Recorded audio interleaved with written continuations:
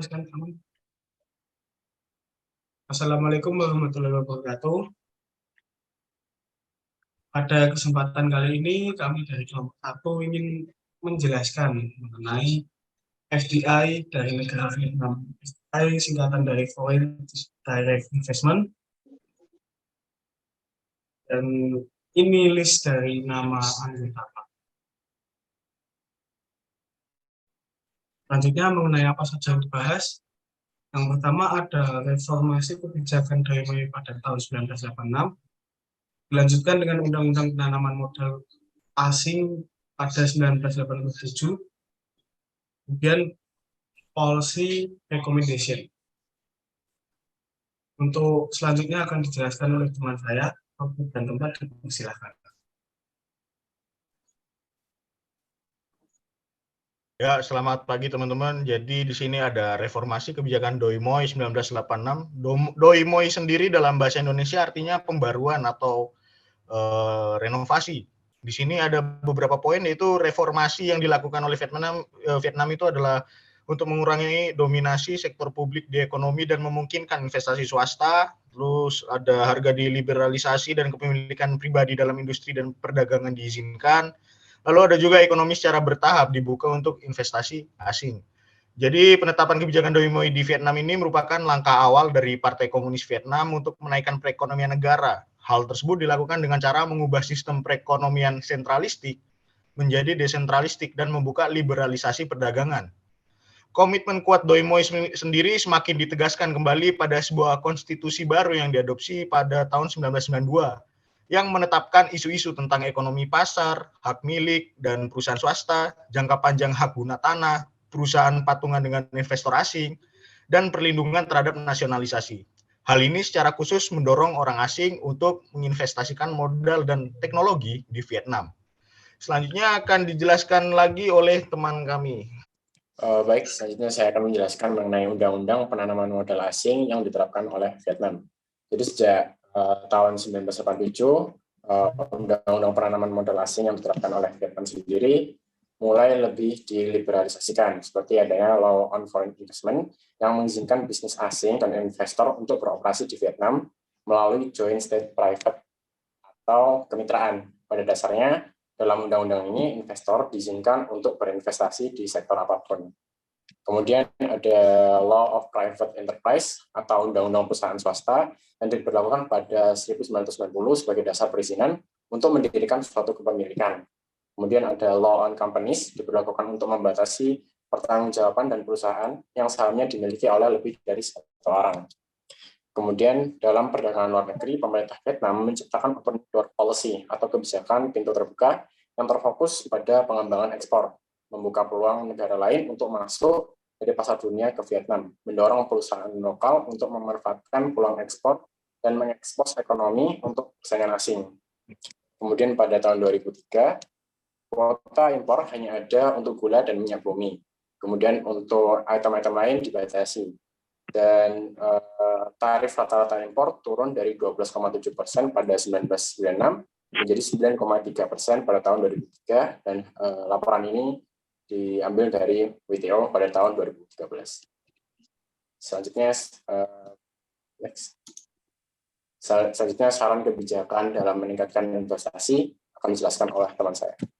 Saran kebijakan dalam meningkatkan investasi pada Vietnam ada 4. Yang pertama yaitu penerapan peraturan perundang-undangan, yaitu ketika Vietnam memiliki undang-undang yang dirancang dengan baik, tetapi bisa saja legislasi pelaksanaannya sulit. Dan juga untuk tujuan keamanan hukum, pihak berwenang perlu memastikan bahwa berlakunya undang-undang baru segera diikuti dan juga ditetapkan dengan peraturan pelaksanaan. Demikian juga dan penerapan peraturan perundang-undangan seharusnya harus segera diselaraskan sehingga untuk memastikan konsistensi dari suatu aturan dan juga administrasi praktik dari satu provinsi ke provinsi yang lain. Dan yang kedua adalah the enforcement, yaitu oleh pengadilan domestik untuk keputusan arbitrase asing, dan juga harus dibuat dengan lebih mudah sesuai dengan ketentuan dari Konvensi New York, di mana Vietnam menjadi salah satu pihak yang memberikan akses untuk menyengketakan mekanisme dari penyelesaian tersebut, termasuk juga dengan arbitrase dengan jaminan bahwa penghargaan akan mudah ditegakkan, dan hal tersebut adalah kunci untuk menciptakan sebuah iklim usaha yang kuat dan juga mendukung. Oke, selanjutnya yaitu ada Vietnam Legal Instrument, tidak hanya undang-undangnya, tapi juga perjanjian investasinya, yang dimana memberikan tingkat perlindungan yang berbeda untuk kelompok tertentu.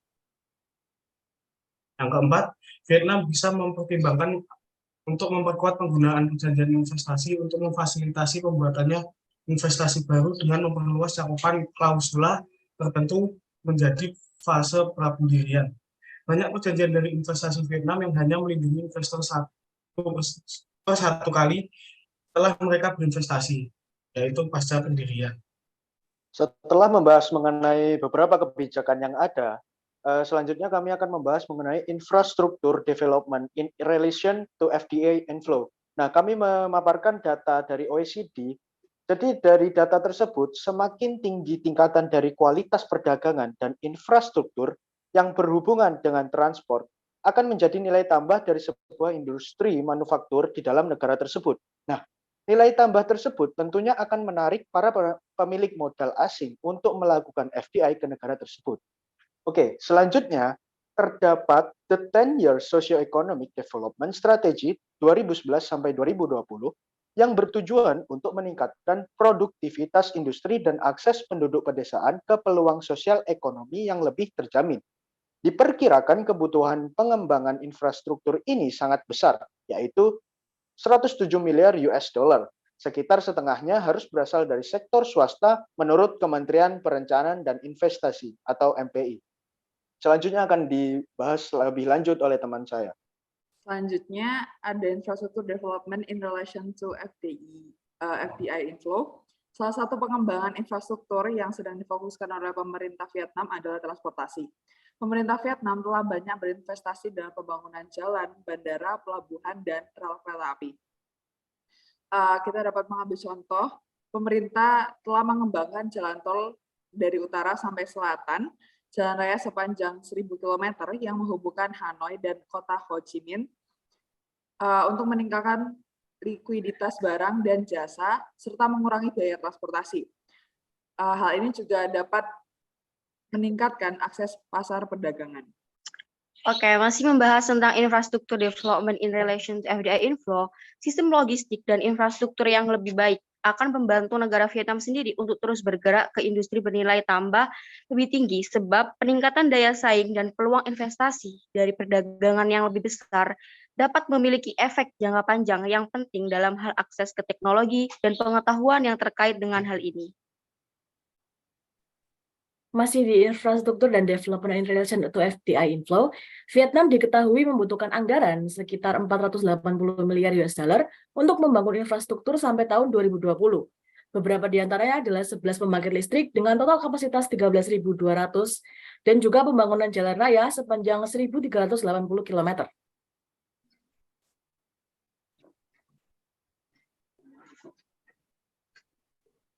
Nah, belanja infrastruktur di Vietnam saat ini kurang dari 10% dibandingkan dengan India yang infrastrukturnya saat ini sudah lebih dari 30%.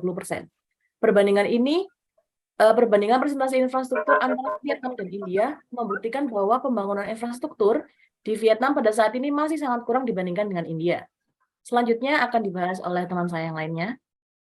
Oke, kemudian hubungan antara FDI dan sumber daya alam itu dapat memberikan implikasi kebijakan yang penting bagi negara-negara berkembang yang ingin mempromosikan pembangunan ekonomi.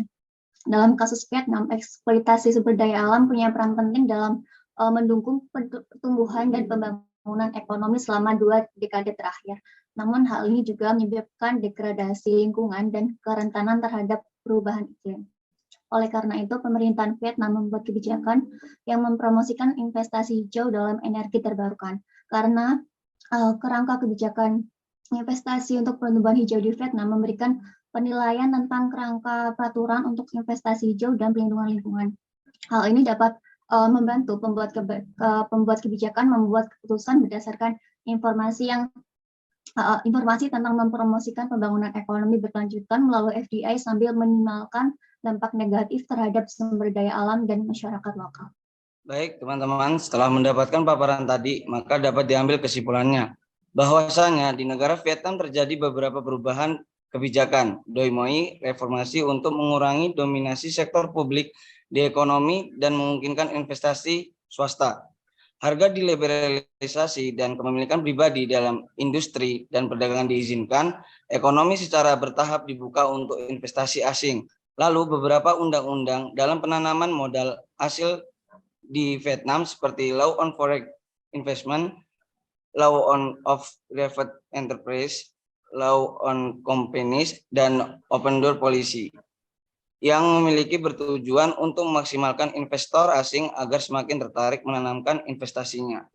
Baik, sekian dari kelompok kami. Terima kasih. Wassalamualaikum warahmatullahi wabarakatuh.